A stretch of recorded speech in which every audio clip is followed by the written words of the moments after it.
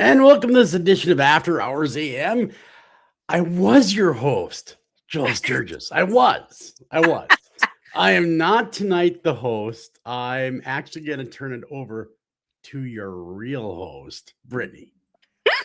I am so excited because this is a very special edition of After Hours. Yeah. It's Yeah, going to be so much we fun. You get talked to about it be a on couple the hot times. I am Yes. yeah, it's the first time I'm in the hot seat on this show. So, let me loosen up here. All right. Yes. So, go ahead. Do your thing. All right. Oh, I'm so excited. So, Joel, I mean, we've only known each other for what, like a few months now. Few months. Yes. And, we have gotten to not only work on different projects together with, I've gotten to see your work as a writer. Um, but I've gone back and, watched some of the other stuff that you've been part of as well, and just kind of like seeing where life has taken you. And it's pretty cool. It It is is pretty cool. cool. We have a lot to talk about, and an hour is not going to be enough. Well, you know So, what? If we gotta go overtime, we can go overtime. So, all right. it's our show. True. Very true. Okay. So tell me, like, what got you started in the paranormal? We're going to start there. Well, we're gonna have to go way, way, way, way I back. know, like at least Uh, 150 years. It's fine. 136 years ago. I was hanging on the Abe Lincoln. No, and I'm like, you're gonna die. No, just kidding. Right? It was like early 90s. So it was I- like 92, 93. I kind of got the interest in it. It was really light interest. It wasn't like full blown yet. It wasn't like, running around ghost hunting, doing this and doing that. That would come later. I kind of got the interest because I used to love like shows like The Twilight Zone, In Search of Sightings back in the day. I used to love that kind of programming.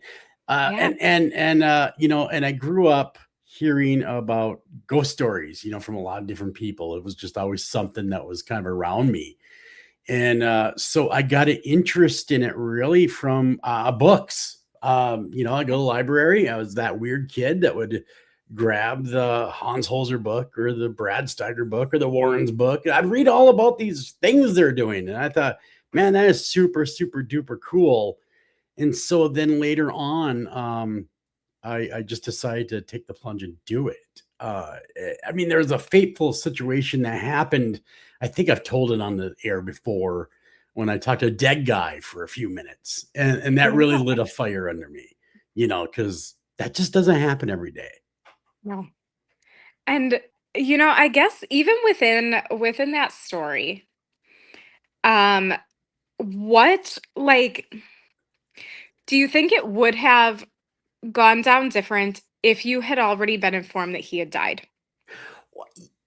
Yeah, yeah, I think it would have been different. I don't think. Well, and also when I was a young guy at all these different stations I'd work with at, you're at the bottom of the totem pole. So whenever anything weird came up, they'd throw you to go do it. Like, hey, it's Halloween time. We need this story. Hey, you know what? Go down there and cover that, would you? Stuff like Yep. that. Because I was the new guy, young guy. So I get stuck going out looking for Bigfoot with Lauren Coleman. I'd go into the graveyard with the Warrens. I would do all that crazy stuff. And only because I was forced to. But um, had I not had the run-in that I had, that was very intimate, right? Like it was Right. one-on-one run-in. I don't think I would have gotten to the level I am today in my Okay. interest in it. So it took experience because you can hear about it all day from other people and you Yeah. can look at their evidence and you can talk to them, but until you have your own experience, it doesn't hit home quite the same. Yep. I would agree with that. So, okay. Well, I'm going to backtrack a little bit. Sure. What's your favorite Twilight episode or Twilight Zone episode? Willoughby was a good one because there was the Okay. time slip. You remember that one? Yes. And then another good one was the cornfield, where the boy was vanishing all of his relatives he didn't like into the cornfield. The William Shatner one was a big influence too. It's outside the plane. You don't understand. It's ripping it apart. That was a big influence on me. I mean, that was just a great show, well written, Yes. really well presented. I thought Rod Serling was like the coolest dude around. I'd watch his old episodes, him hanging around in that three-piece suit, smoking a cigarette, smoking a ball, hanging out.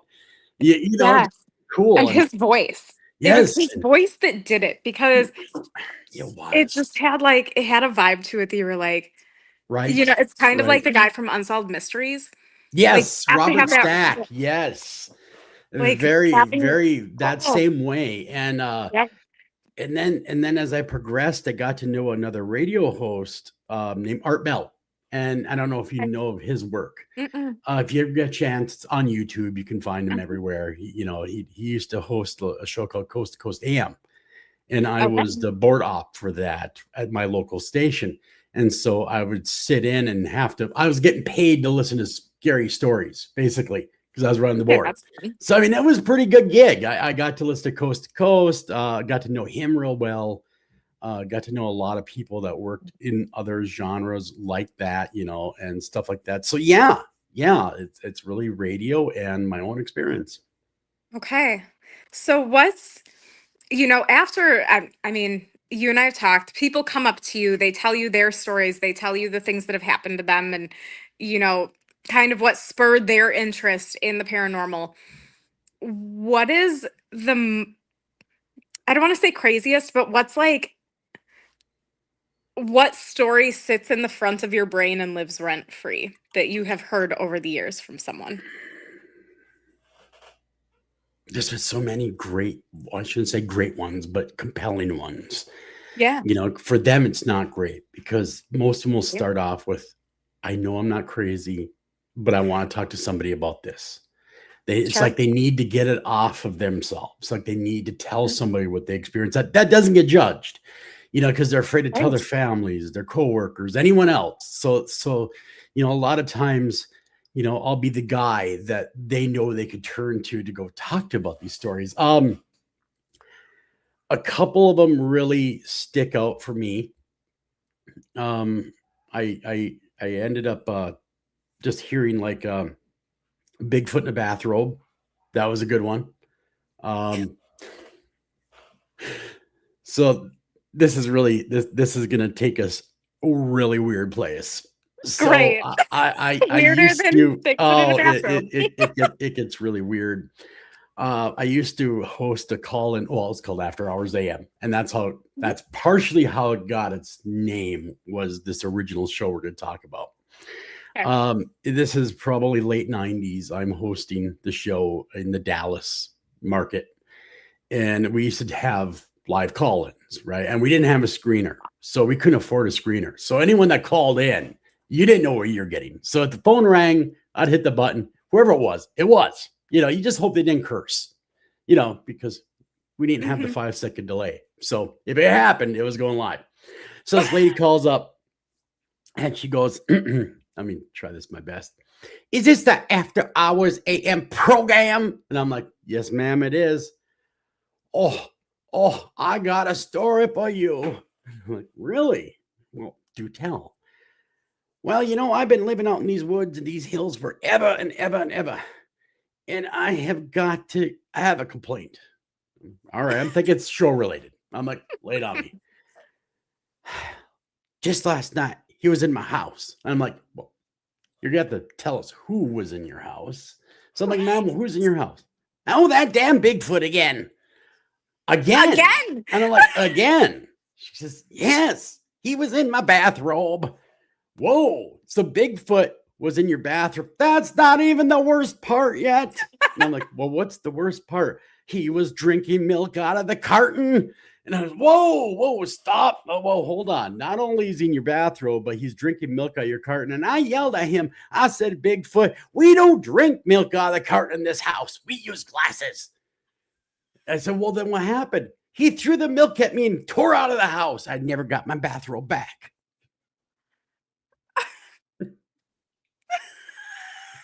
What do you even do with that? Like, You don't, I mean, you're in stunned silence, like, and you don't want dead air. right, But as a host, you're trying to collect yourself. Like, what did I just sit through? right. What did I just hear? And hearing about Bigfoot in a bathrobe drinking milk out of the carton.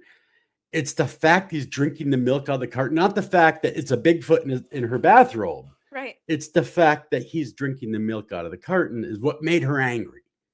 Oh my gosh. So And not that he was in her house. and it didn't matter he broke in, it didn't matter he was in a bathrobe. It was everything had to do with the milk and how angry she was about that incident that had happened. So then I try to, while she's on there, and I collect myself and I kind of press her on it. Well, what do he look like? Oh, you know what he looks like. Oh, Okay. not in a Oh, bathrobe. right. Not in a bathrobe. I mean, I wish that she would have. This is, of course, in the late 90s. We didn't exactly have camera phones, right? As readily available as Yeah. we do today. Yeah. And so it would have been great to see a picture of Bigfoot in a bathrobe. Yes. I mean, that would have been awesome. That would have been easily picture of the year anywhere. I mean, and like in my head for some reason it's like, pink and like that terry cloth material, Yeah, like, right. Curlers but maybe in like his hair. right? There Bigfoot with a perm. That's right. Curlers in his hair, drinking on the milk carton, Oh my wearing the gosh. bathrobe, Did he maybe get wearing her milk on her slippers. robe? Right, 'Cause right. I So think that that would have been a angered her. travesty. And forever, that was kind of the bar, of strange, that was the weirdest call I ever got up until that point. And of course, it got weirder as things went along, but Sure. that was like, holy crap. That A, what was are you yes. on? I mean, come on, Right. and B, that's just nuts. And what if it was real? Who knows? Right. Maybe Bigfoot was in her house drinking milk out of the carton. No one knows. That's spectacular.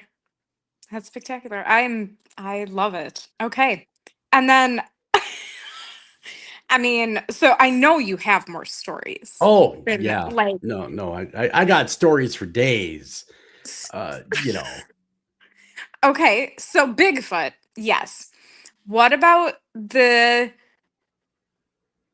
most compelling either ghost spirit shadow story? so when I was down south, this took place as well down south, and there used to be an area down there called Rossi's Pond. And there was a story about a lover's lane. Evidently, the car goes in the water. The couples, they die.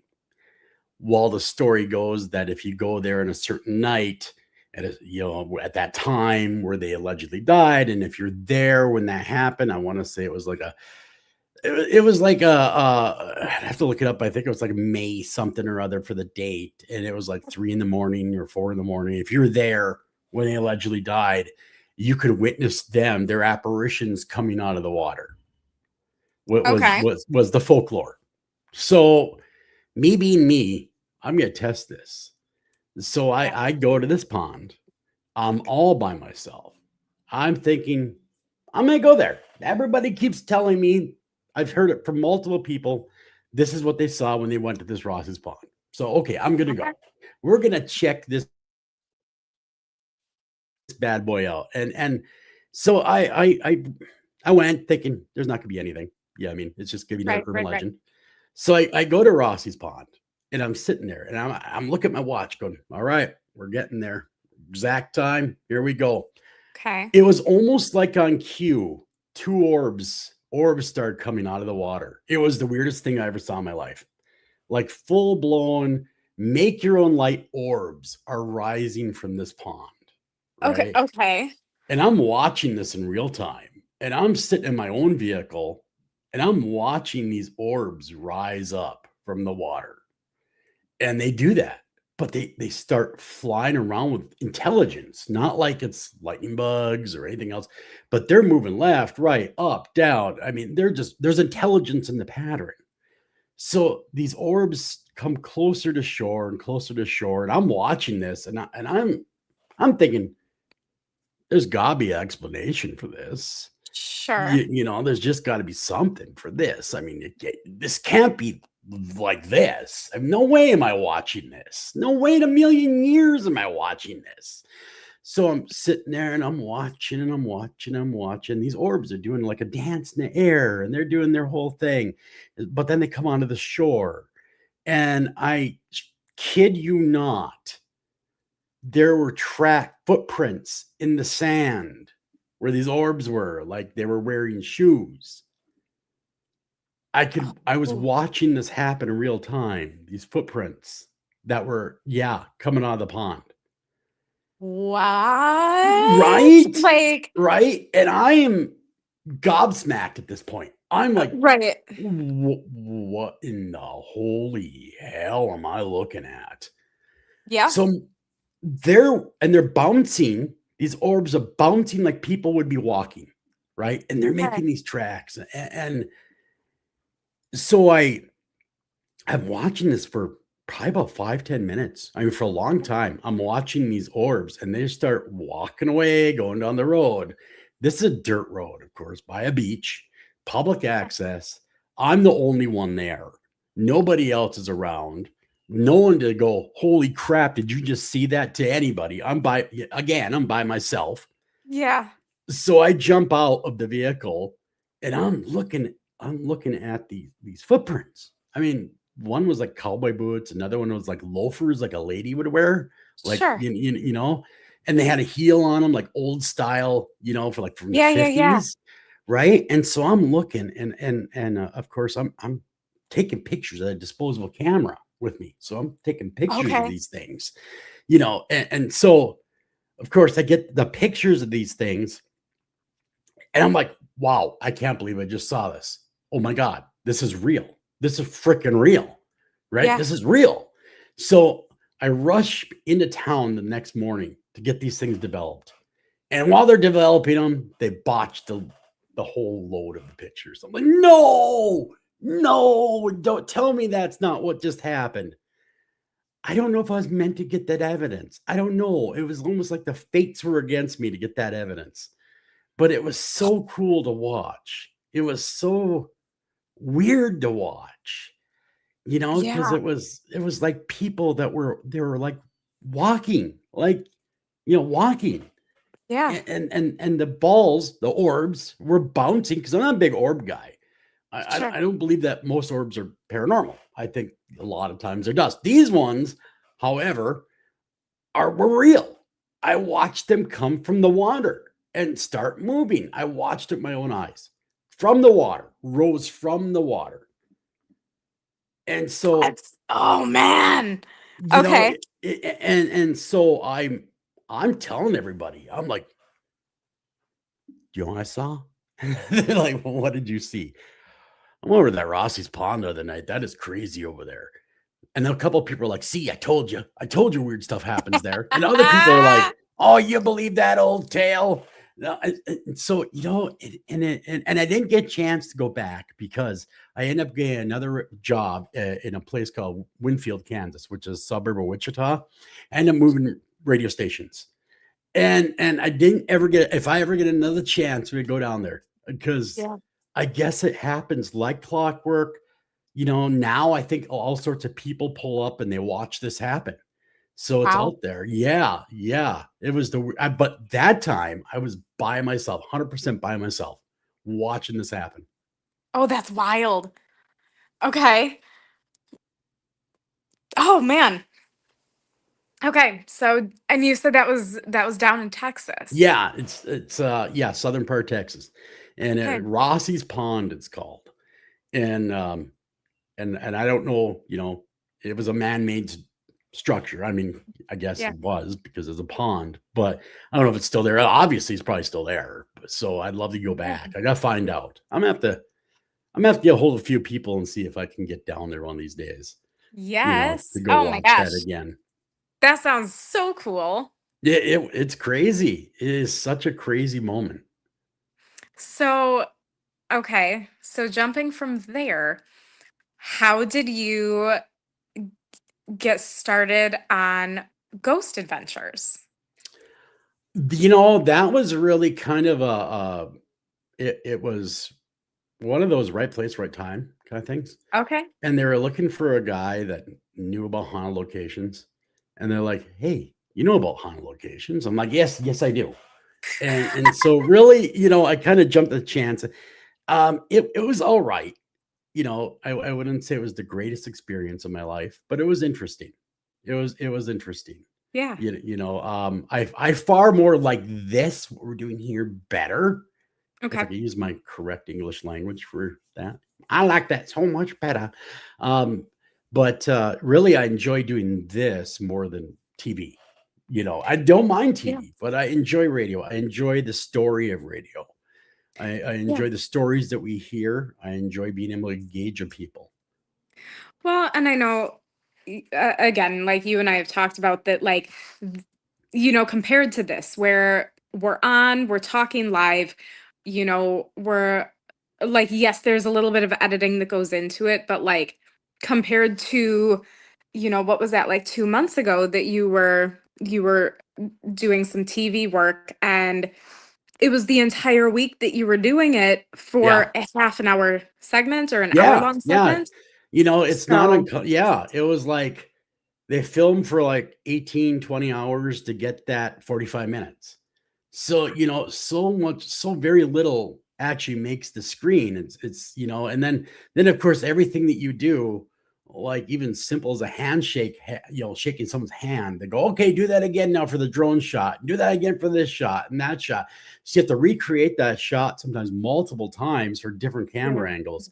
That is the hardest part about it is all Well, the sure. stop and go, the stop and go, the stop and go. It's not terrible, but it's definitely, I have a respect for people that do it every day. It'd be a Yeah. rough time to do it every day. I I'm I've sat in on music videos, on music shoots, and it's the same type of thing. Okay, we're Yeah, gonna, you know, you're there for, gosh, I think the one day we were there for like close to 20 hours, and me and one of my girlfriends, well, two of my girlfriends, we were like in charge of going and getting food for the day, and taking care of things, and like making sure the guys were taken care of. And I was there doing like touch-ups for makeup, because I mean, especially the drummer, like, when you're drumming and stuff over and over and over, like you start getting sweaty. And yeah, so the we had to makeup make sure to runs, like man. The makeup it, runs. and he had a black eye. Oh, So well, it's like, okay, make sure that's covered. and it kind of makes So them look, yeah, yeah. The black guy should have made him look tougher. I'm just saying. right. I'm saying. But I mean, yeah, all of a sudden for a 3 minute, 3.5 minute video, and you see how many times did they go through that song? Like you said, different shots, different angles, different, Yeah, it whatever it never was. ends. It never ends. Like here, live radio, you get one shot, one take. That's all you Right? get. Because it's live radio. There, Yeah. it's everything is, and obviously so because it's so expensive to put a production on like that. So Yes. everything is right, everything's planned right down to the nanosecond. Every shot, everything really. So, Yeah. and I think that, like I said, it's the expense of just doing a Yeah. production like that. Well, I mean, even, some of the different places that you guys got to experience and got to visit, you know, we see that, as a viewer, we see you there for, we know you're there overnight, but it's not just overnight. I know you've talked about being there, the day before, Yeah. or even like 2 or 3 days before, to get a layout of the land Yeah. and see different things. So tell me about that. Like, what Well, all goes normal. into that? Yeah. So a lot of times what will happen is you'll get somewhere and you'll discuss what the shoot plan is and what's going to happen here and what's going to happen there, and then you kind of go meet everybody, talk to who your potential witnesses that you're going to have on screen, talk to Yeah. them a little bit, get them kind of informed of what the plan is going to be. A lot of pre-production goes into it, just getting ready to shoot, getting everybody on the same board. Yeah, I mean Yeah. that we can do this without having to do a million takes. A few times I've interviewed the people before I interviewed them on camera So, they were comfortable with me, I was comfortable with them, and they kind of knew what was coming next. So we Yeah. didn't have to go through so many different shots. Okay. I like that. That makes sense. So Yeah, like get them comfortable and.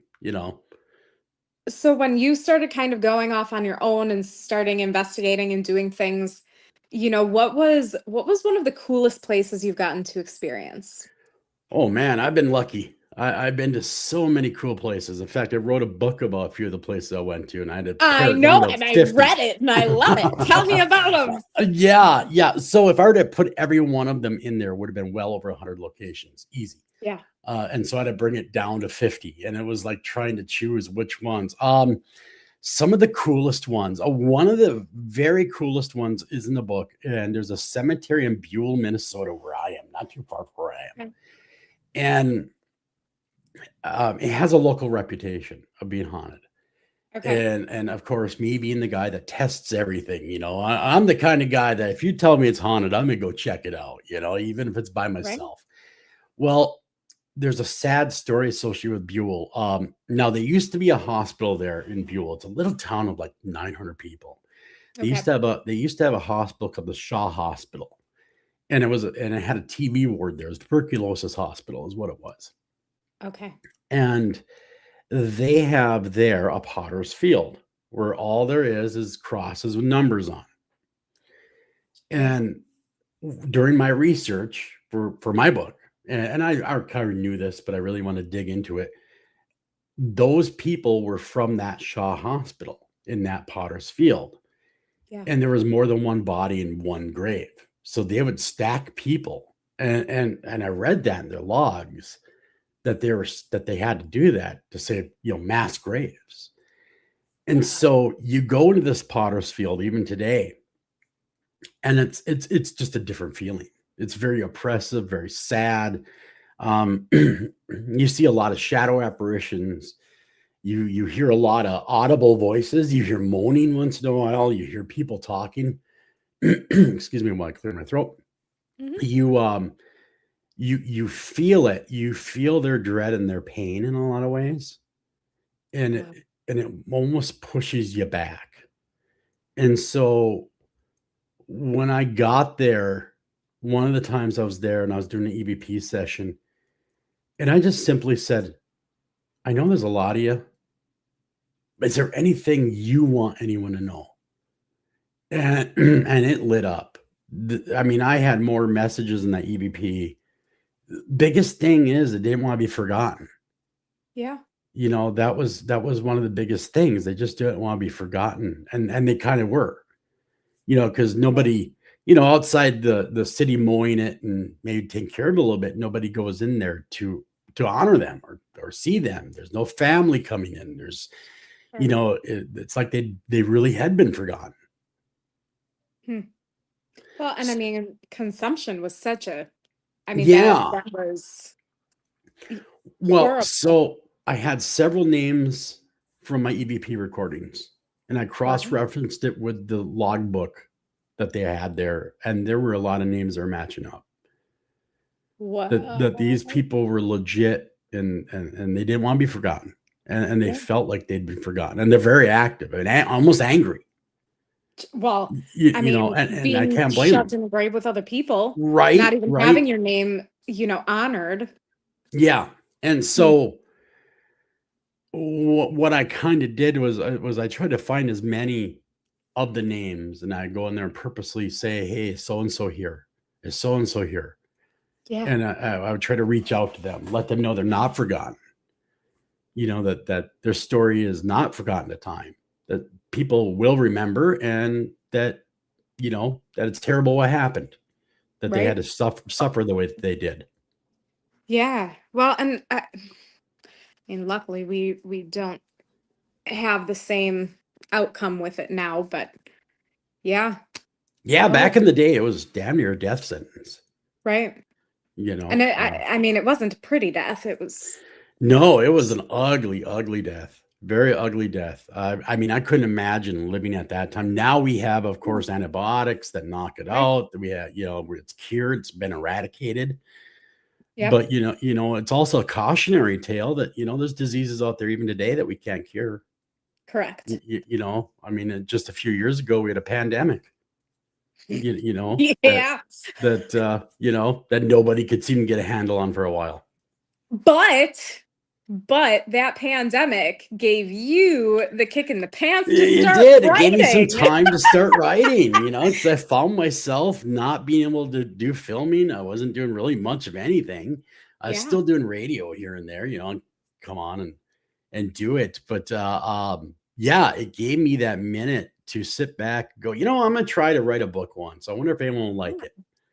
And here we are, and Yes. now I really enjoy writing. I do. I think it's very therapeutic. It's like it gives me a chance to just meditate for a minute with the keyboard, just kind Yeah. of get away from everything else and just sit down and concentrate on what I'm writing. Nothing else matters. And you have been busy with your writing, I have with been, yeah, I nonfiction have. and fiction. So, okay, I've Yeah. got to ask because you wrote the one about the 50 locations. Yeah. Are you going to make a sequel with the rest of them? I'd like to. I'd like Okay. to. And it will eventually happen. I mean, we got to get these ones published out first. Yeah, I mean, Yeah. actually on the market and see how they're received.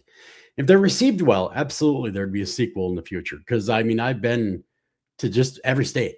I've been, kicking around a long time, so I've had the opportunity to go to a lot of different places.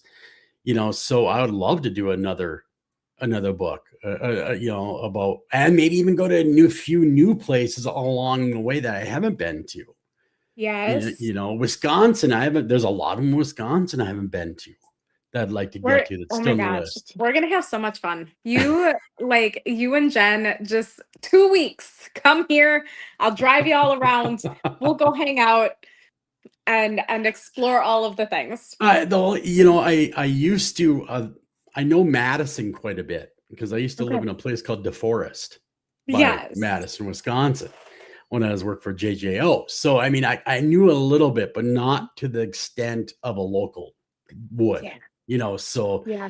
it's different when you're from there. Because and they didn't really want to share a lot of their hot spots with an outsider. That's It's a so weird different to me. it's a different mentality. I mean, honestly, even where I'm at, like people are like that. It's real hard to get like in here if you're an outsider. There's definitely a It's click. Definitely a click. yes. I mean, come on, how It's angry could they be? They're the land of serial killers and beer. Come on. correct. And we can go see their places too. I've been there. Yeah, It's a good time.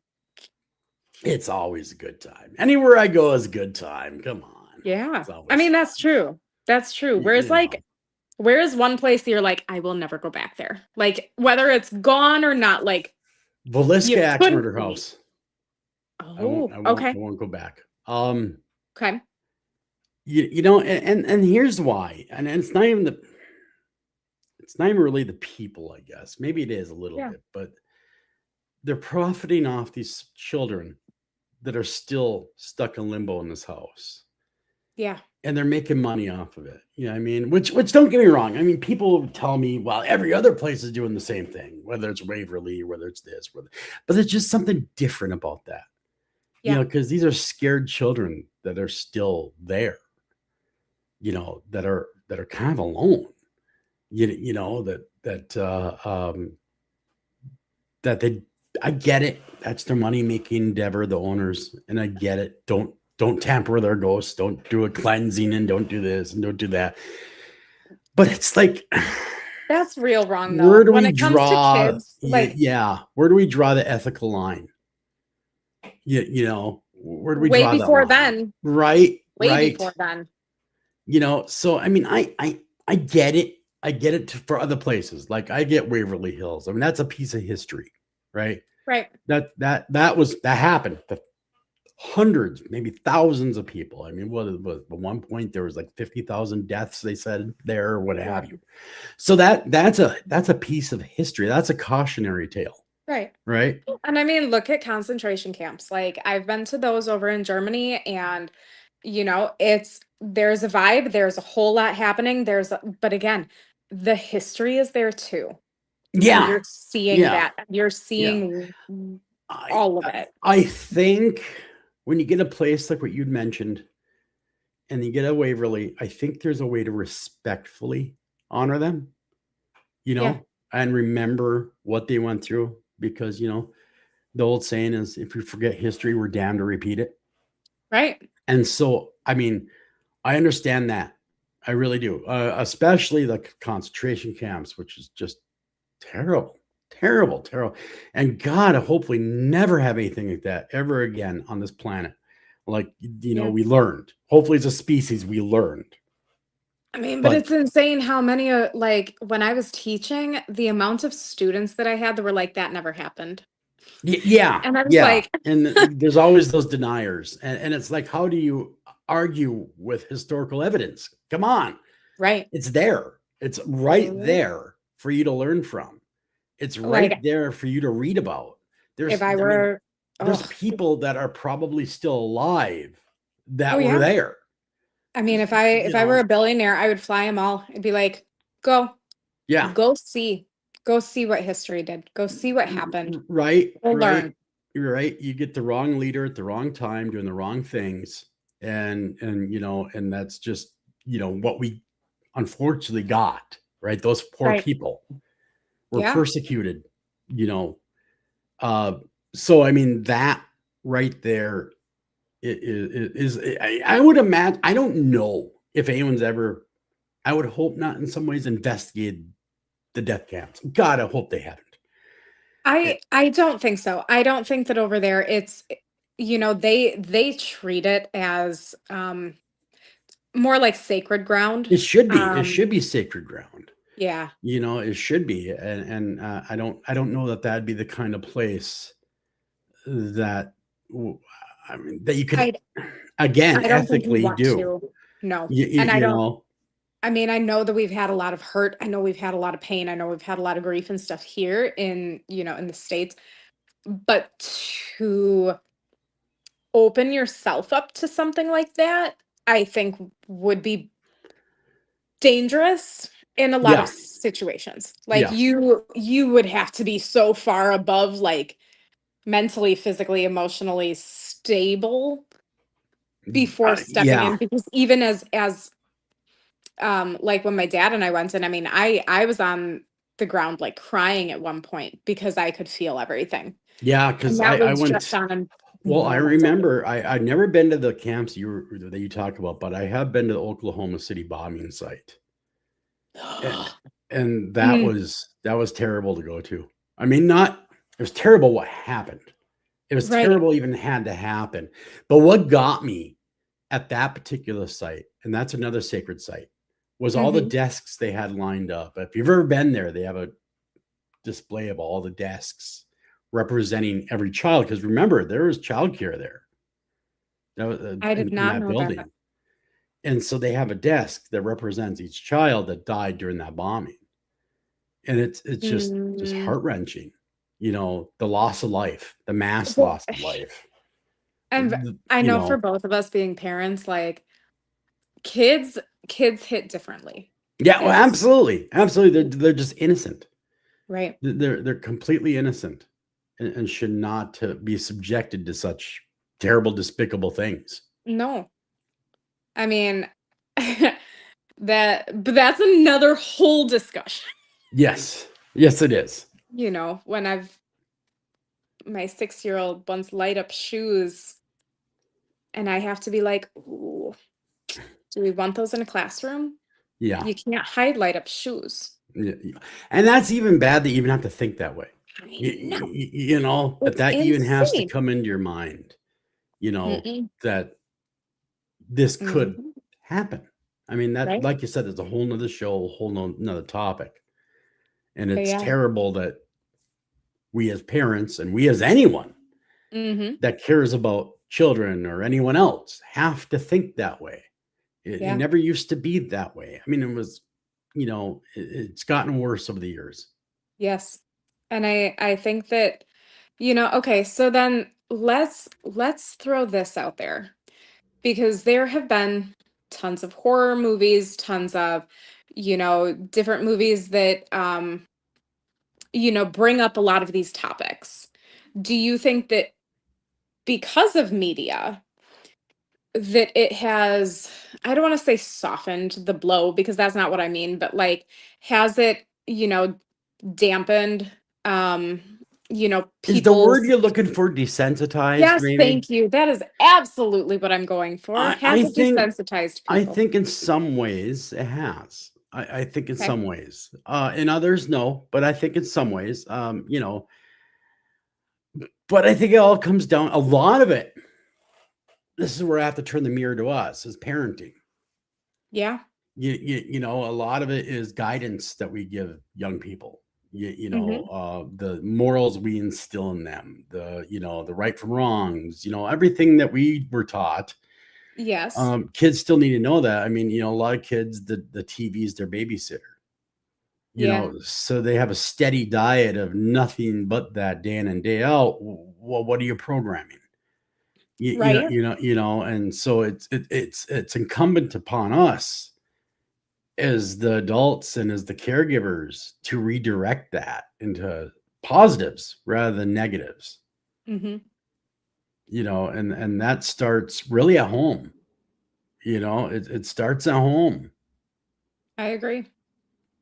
I agree. And I think that, there's, just in general, there's been a lot happening that is, it just kind of makes me question some things. But okay, I wanna hear more because I learned that you are writing another book, and I I want to know am. what you're I writing.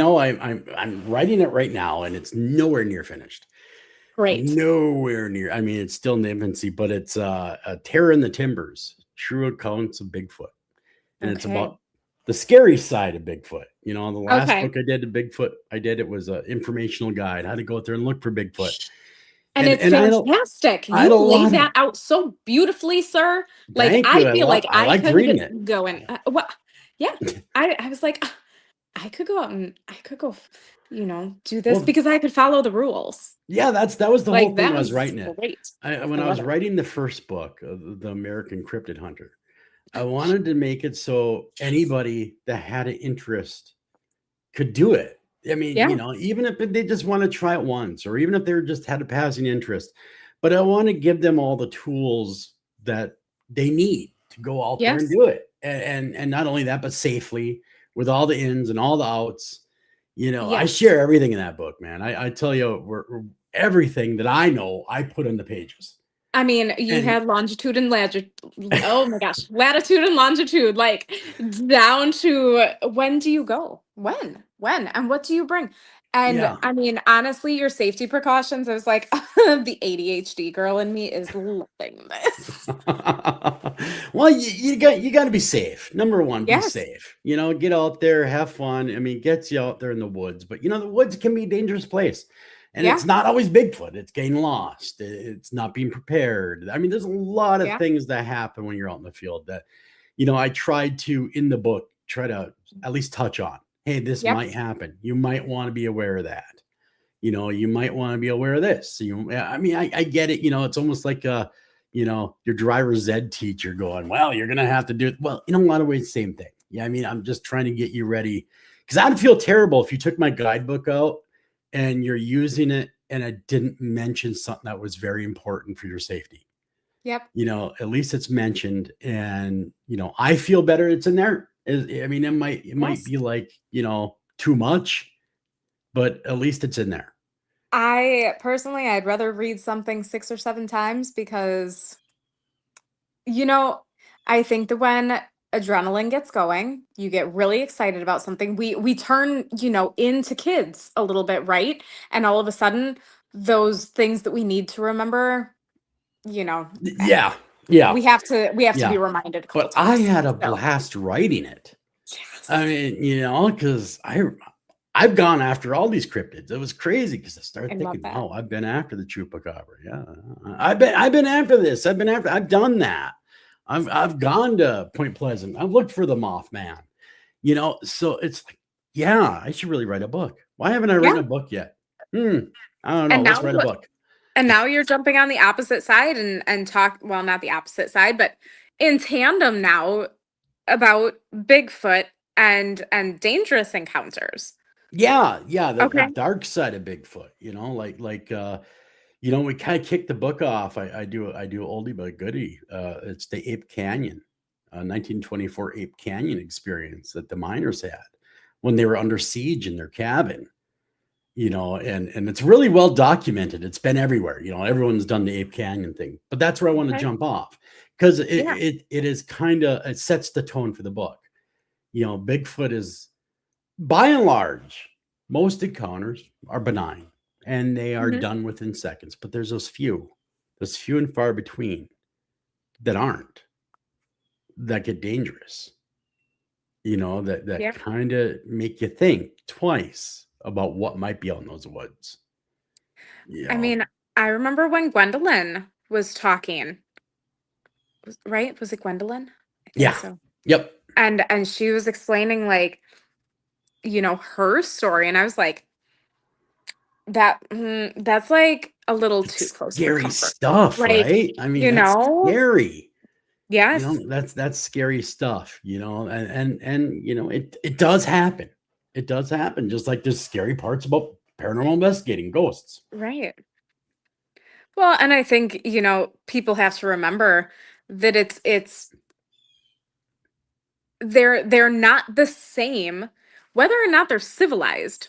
That's that Yeah, that's a whole different perspective, but they don't have necessarily the same culturally appropriate, if you will, civilization is what we do.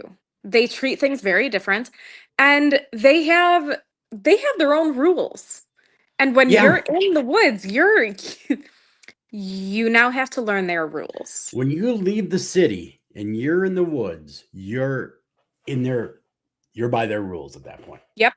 And Yeah. so to understand that once you get into that system, you're just part of the system. You're just another cog in that machine. Yeah. Here in town, if you're in a city, you're king of the jungle, right? Because there's nothing really other than other humans, of course. But you don't hear about lions running around the city, streets of New York, unless there's something terribly that Right. went wrong. But you hear about people with Bigfoot encounters pretty regularly, Yeah.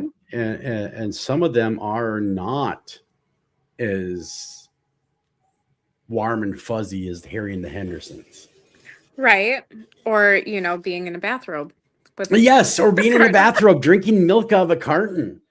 I So mean, yeah, and I think it's, a reminder that you have to respect that. You have to, yeah, you yeah. know, That's true. That's true. Because with every yin, there's a yang. With every light, there's a dark. yep. And it's balance. And there's a lot of people that have had Bigfoot encounters that weren't the gentle, warm and fuzzy. I saw him, he saw me, and then he walked away. Yeah. Some of them got violent. Some of them got angry. And some people disappeared. Okay. I did not know that. Okay. Okay. Well, look at the national park system. It's full of Yeah. people disappearing. If you look into it, True. it Very it true. is Yes. just full of people that are never seen from again. Now, are all of them Bigfoot attacks? No, Yep. I'm not saying that. But could there be a small portion? Yeah, could be. Sure. Absolutely. Yeah. Yeah. Hmm. Okay.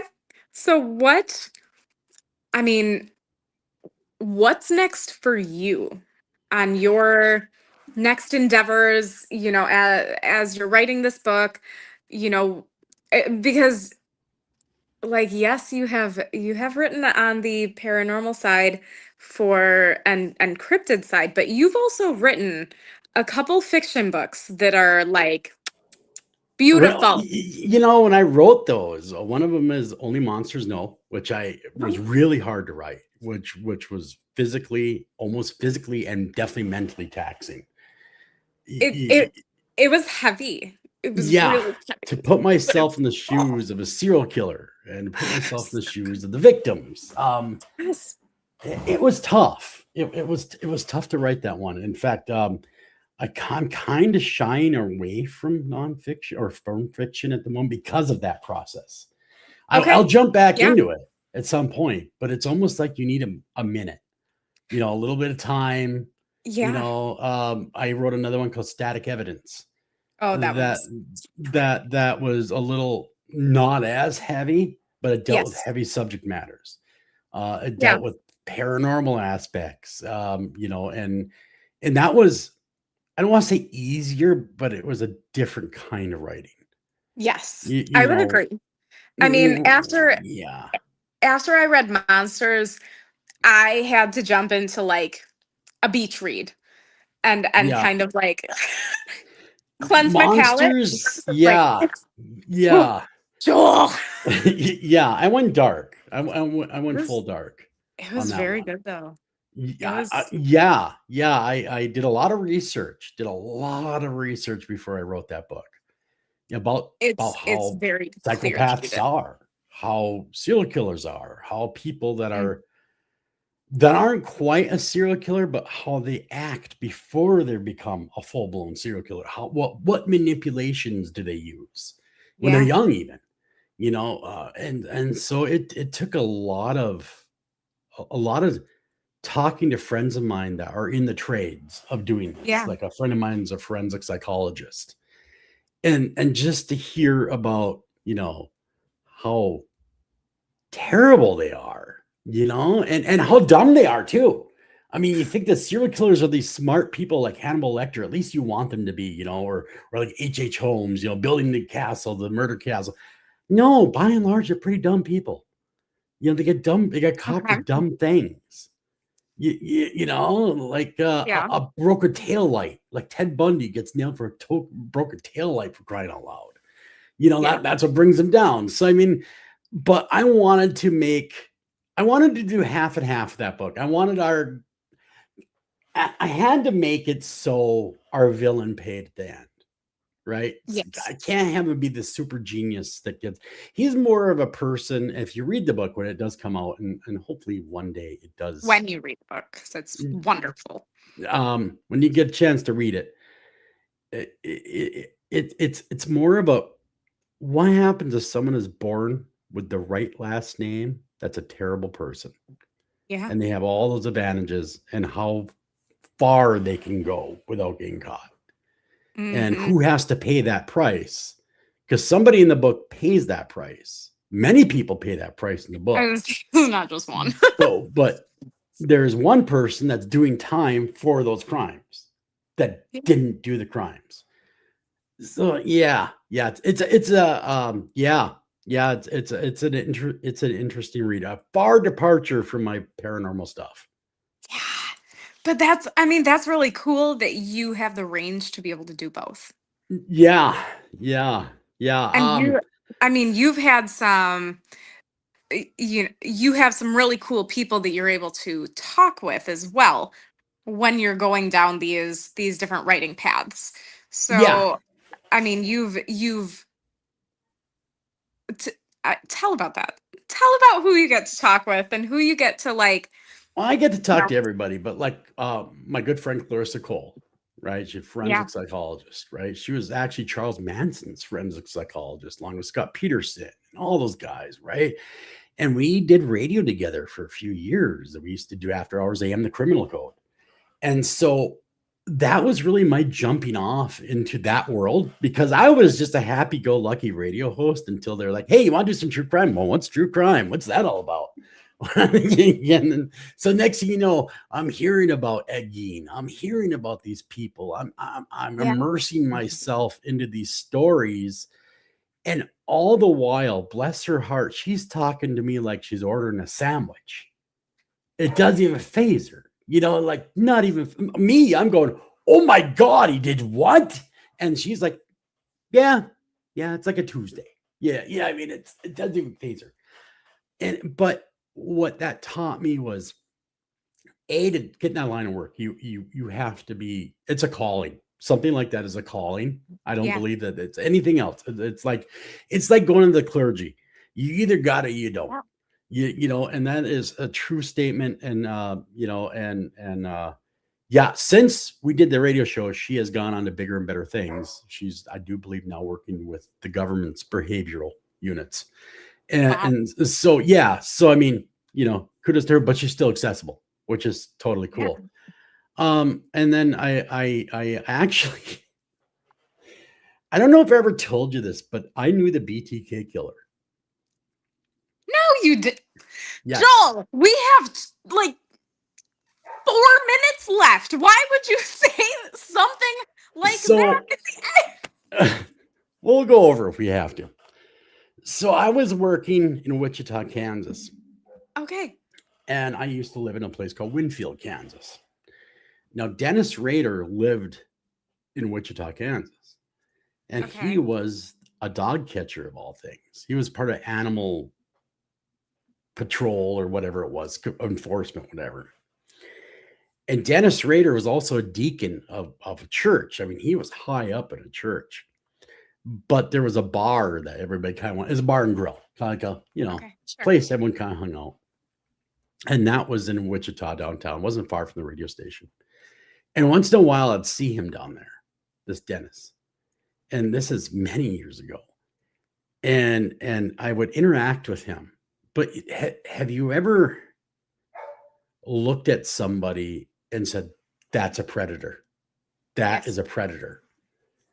That's exactly what, I mean, just his look. He looked like a shark on the hunt, just the way he was, just heebie jeebies, it's like, Yeah. okay. So, and of course, I never had a problem with him. I mean, I talked with him casual conversation, like, hey, how you doing? Da da da da da. He used to try to invite me to his house for barbecues and stuff, and I always said no, thankfully. So I moved back up north. So I end up back up north, and this is when the story broke. So I'm far away from that by now. I'm back up north. I'm working, and all of a sudden I'm watching TV, and Dennis Rader's picture comes on. Boom! I'm like, I know that guy, and everybody's like, yeah, sure you do. I'm like, I know that guy, and it comes out that he was the BTK killer all those years. Oh. And he was he was toying with the law enforcement and everything else, and he was getting away with it. And yeah, it's was so weird because I wasn't, I was happened to catch the news story out of the corner of my eye that the BTK killer finally captured, finally apprehended, da da da, and they showed his picture, and it was like you could have knocked me over with a feather. I'm like, oh my god, it was him this whole time. It was him, that creep. So yeah, but that interaction also gave me a keen instinct of what they really are, because I saw him in the wild. I mean, I saw him when he was trying to assimilate into society, where he was trying to put the mask on, because they all wear masks. Each and every one of them wear masks. Yeah. And he wasn't doing a very good job. Yeah. Okay. It's like Pink Floyd said, if you want to see what's behind this mask, you have to claw your way through this disguise. Yeah. But by the time that you had met him, had he already started? Oh yeah, he was well in his career of killing. Yeah, because he started like in the 70s, killing people. Oh my gosh. So he was already, this is during his cool down period. This is when he wasn't actively murdering, from what I understand. And then I think he fell off the wagon or whatever. I mean, I'd have to look back at the total thing. It's just shocked me that I knew somebody like that. That I actually interacted with somebody like that. Oh, well, and not, like you said, not just once, like multiple times. It was multiple times. I ended up, I mean, you'd see him around, Sure. you kind of see him around, and, I never thought he was like, I knew he was creepy. Yeah. And I knew he gave the ick factor, but I didn't realize he was a serial killer. But I mean, how many times you run into people that probably are serial killers or have that potential to be, and you don't even know it? I don't know. I think in the right circumstance, or maybe the wrong circumstance, I think most people have the ability, if they had to. I think that more people than what we would care to believe would have that ability to Brittany, pull that trigger in certain situations. Yes. Brittany, you speaking from experience? You are from No. Wisconsin. Okay. You know what? Just because my backyard is a cemetery, there's no new Look at that. new You already got spots back there. you already got ready-made disposal unit right there at the cemetery. Psh, you I know, know. I know. I could just make a new line and nobody would know the that's it. difference. They wouldn't question it.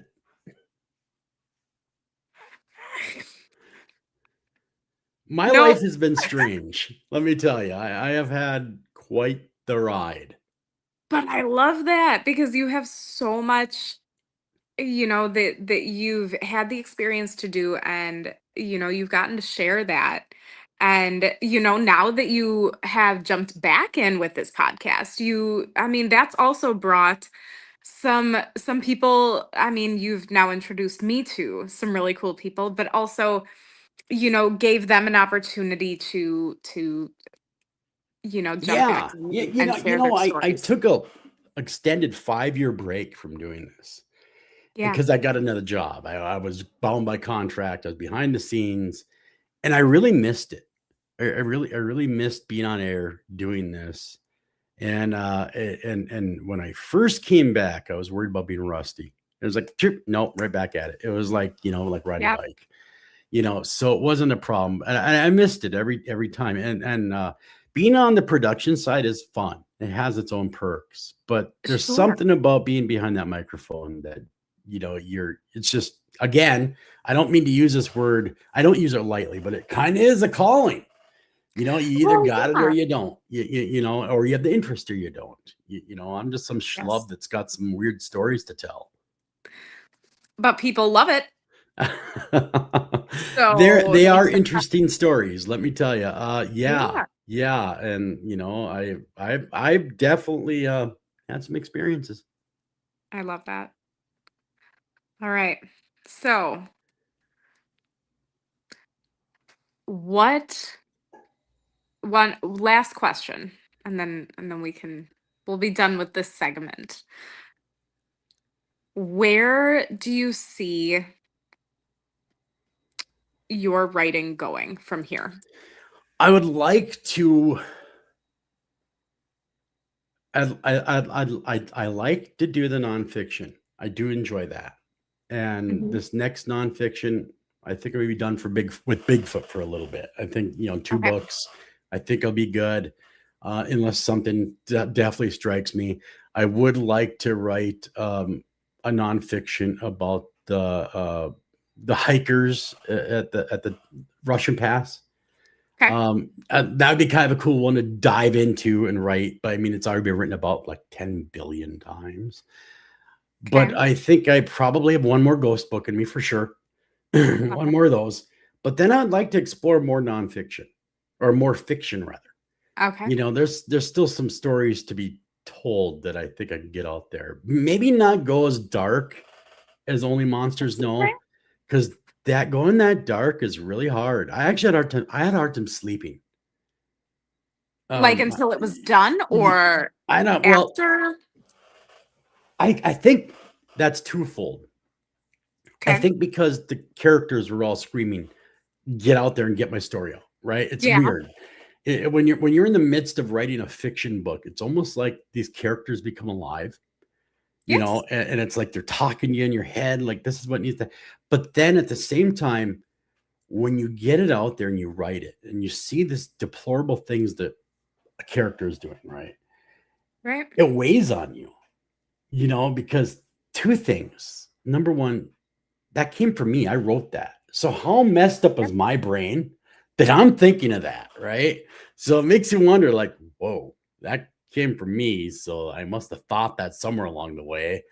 And then another part is sometimes when you read your own, because Only Monsters Know is it's a horror, man. I mean, it's scary. Yeah. I mean, it's scary. It's scary. It's because there's people out there like that. Correct. You stop, you step back, you go, wow, that really reads really scary. Like there's people out there like this, and that's more terrifying than any ghost out there or any Bigfoot out there. I mean, There's Scooby Doo. Look at Scooby Doo. It was always Mr. Jenkins every single time. Mr. Jenkins. Yeah, I would have gotten away with it had it not been for you meddling kids. And your puppy too. I mean, but Right? that's truly what it is. It was always a person. Yeah. Yeah. So I think the scariest things tend to be. They do. They do. They do. And so, and then but static evidence, talk about that one for a second, was a lot of fun to write. Yes. I was able to flex my paranormal muscles as far as what I know about sound and metadata and how all that works. But it was also a great story. But that was also heavy at points too, but not as heavy as Only Monsters Know. It had its heavy elements, but it didn't have it as heavy as Only Monsters Know. I Only think Monsters Know. It was heavy the entire time. Yes, it starts heavy and it stays heavy. The prologue was even heavy. Yeah, and so, but both those books, if I don't find a publisher, man, we're gonna have to self-publish this bad boy. It's got to get read. You must have some information I don't know. I was gonna say, I think that your literary agent is making some things happen this week. Awesome. Yes. And every great writer, I'm not calling myself a great writer by any means, but you are every great writer has a support system behind them that pushes them to do that. My wife's been a huge inspiration for that. Well, she's amazing. So you've been a huge inspiration. Patricia's been a huge inspiration. Just cheerleader, keep going, keep doing going. And so really, I can't even take credit for these books on my own. It's a group effort. It really is. Had it not been for the people around me, they wouldn't exist. They wouldn't exist because, it takes that push of people to kind of give you that confidence too. Yeah. They tell you, hey, it's pretty good. You're doing all right. It's decent. It's decent. My first work is still out there. It's called Cold Hunger. And it's a terrible book.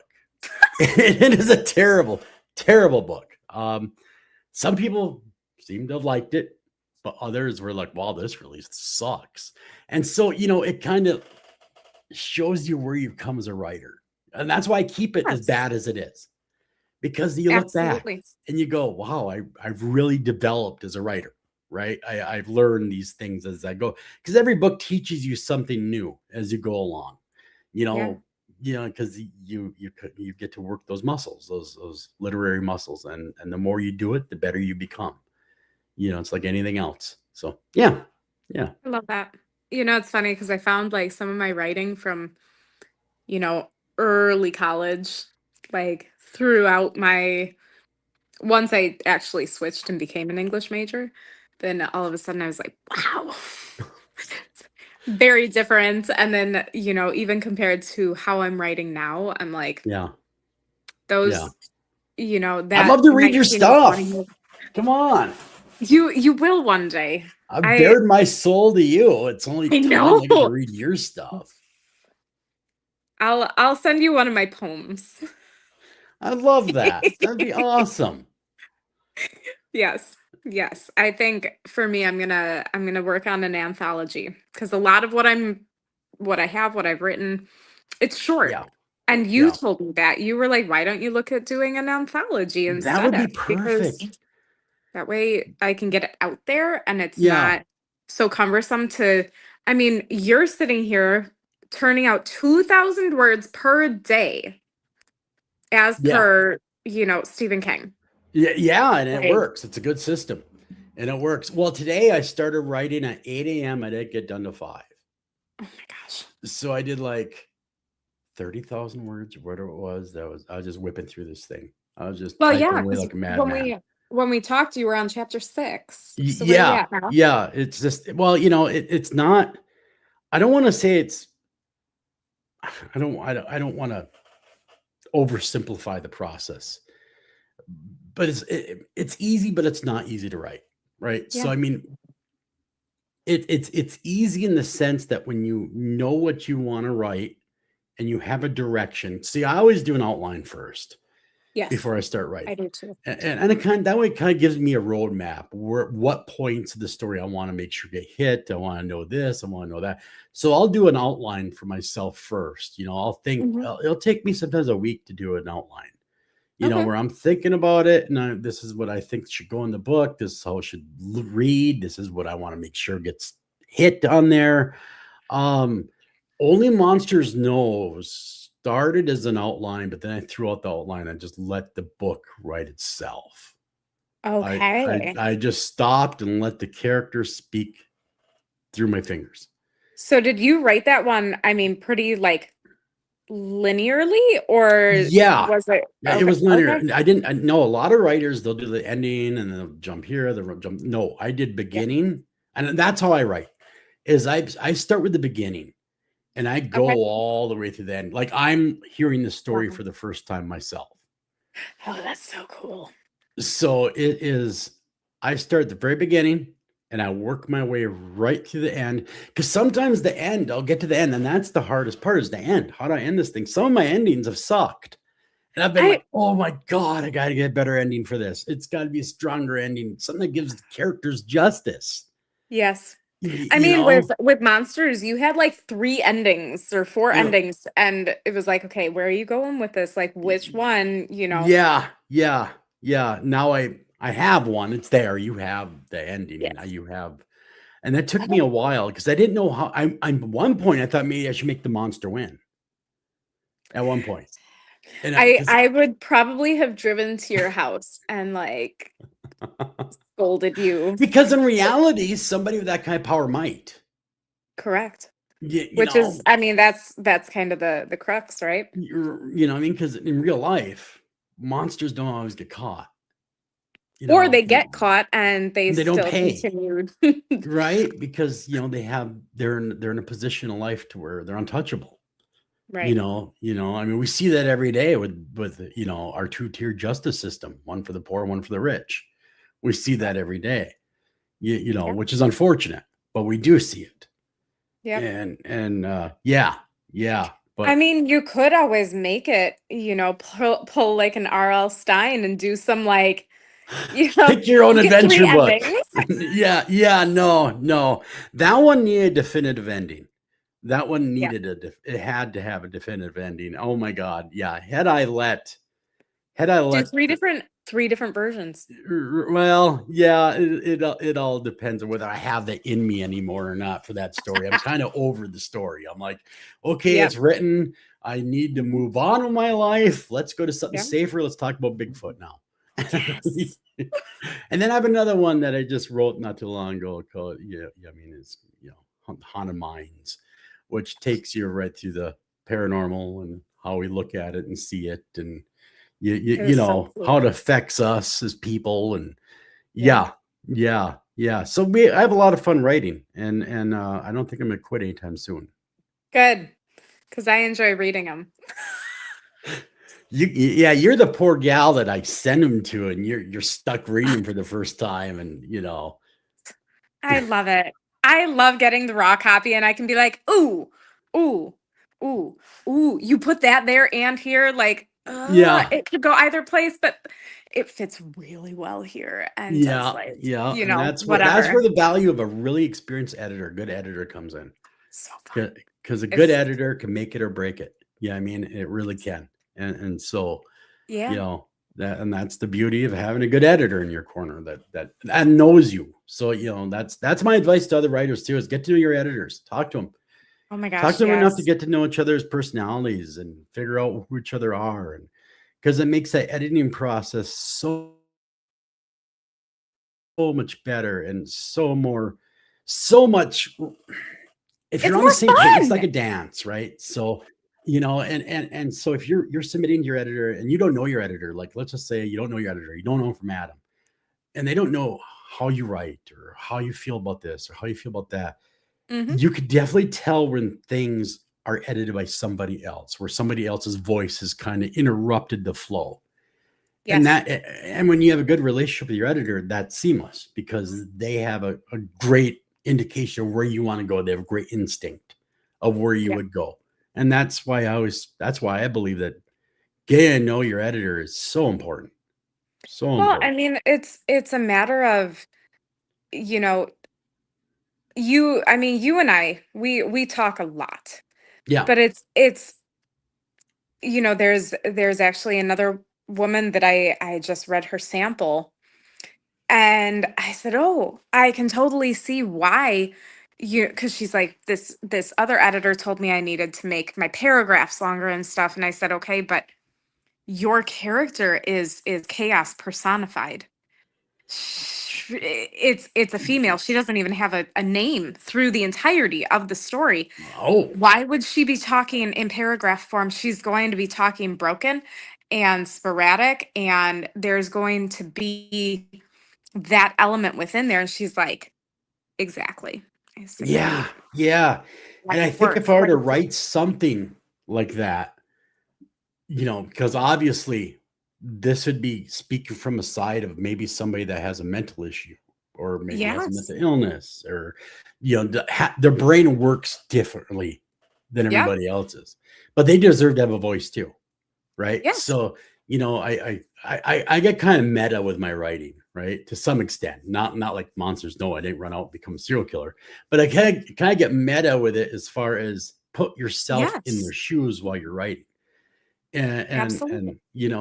and I've noticed some of my character traits will change while I'm writing. Like I'll kind of become that character for a second. Yeah, I mean, even the way Yeah. my thought, it's really weird. It is a strange process. It is a strange process. I get it. Even reading, there's times I'm like, "Woo, ooh, what? Was Yeah, that my thought, or was that, you know?" right, right, So right. there's, I mean, that's a thing. And that Yeah, I think that's part of what makes you such a great writer, is because you're willing to go above and beyond. I appreciate that. So, Yeah, absolutely. because I think that the stories deserve it. Yes. If you're gonna tell a good story, it deserves that treatment, Yes. because anyone can write a book, really, because it's words on a page. But can you tell a Mhm. story? Can you convey a deep story? That's the question. Because I've read Yeah. lots of books that were like, wow, that was really not that great. Yeah. And you could tell the writer starts strong, but then they start not caring towards the middle of their own story. Yes. Where you could tell they got writer's fatigue and they just want this thing to be done, and I haven't had that happen to me. So it's just my last one was 90,000 words. My Yeah. last book. I mean, that's a long book. 90,000 words is pretty long. I mean, Yeah. but it didn't feel like that. It didn't feel like long in the tooth. It Yeah. it Yeah. it was Well, necessary. Hana Mines was over 90,000 words. Is it really? Oh, Yeah, it's over, that didn't and feel that way. I'm gonna have to and somehow get that down. Okay. Only because that's a lot, right? That's a lot. And if you ever want to have an audiobook made of it, Mm, that is really long for an audiobook, right? I mean that's really long. I mean, it also depends on who you have doing it. Well, Because, that's like, true. That's you true. know, if you have somebody that has a naturally faster gait Yeah. with their Yeah. speaking, then you know, But we're far from audiobook. I just want to get published. heck yes. It's so Well, I fun. suppose we better get out of here, Brittany. I know. All right. No, it was We'll fun. we'll do a round two. Oh, we Round gotta 2. get one. Yeah, yeah. We'll do this again real soon. We'll do this again really, really soon. So yeah, yeah. Again, thanks everybody for tuning in. Brittany is a hell of a host. She did a great job. Thank you. You could go do your own show now. Come on, you're pretty darn good at this. And Well, I'm learning from the best. oh boy, oh boy. Well, thank you everybody for tuning in, and hopefully when the books do come out, we'll keep you guys posted when they are dropping and pick them up. And if you like them, let me know. If you don't like them, let me know too, because that feedback's also equally as important. So take care of each other, Yes. love each other. Till next time, until next week, take care of it. Oh, by the way, one more thing before we leave. Um, we have a little conference coming up in October. Yes. It's called the Minnesota Bigfoot conference in Grand Rapids. So if you're interested, you can go to Facebook, type it in, Minnesota Bigfoot Conference, and it's the first weekend in October. And I'd love to see everybody there. If you have an interest in Bigfoot, you want to come meet me. Brittany, you'll be there. Yes. You want to meet Brittany? You could meet her. There's be a lot of cool people there, a lot of like-minded people. If you're interested in all, you get a chance to go maybe out in the woods with us. That's always so much fun. So again, go over to Facebook, and that is going to be Minnesota Bigfoot Conference, first weekend in October. Check that out. There's a lot of great speakers involved too. Yeah. So you could check out what's going on over there. Love to see you guys be a part of that. Yeah, get the VIP. You can do the dinner with us. You can come out with us. You can do that whole thing. So, VIP is definitely encouraged. It's not cheap though. I mean, I get it. VIPs are always that higher tier, but we make sure it's worth it. Yeah, we definitely, it's the best time you're going to have in the woods all year. Yeah, is coming out with us. And for a lot of people, it's the only time they've been in the woods all year. But they come out and they have fun. So that being said, guys, take care of each other, love each other. See you next week. And again, if you are looking for representation, I might know somebody to get a hold of me off air. I might know somebody. So, all right. Talk to you guys later. Take care. Bye.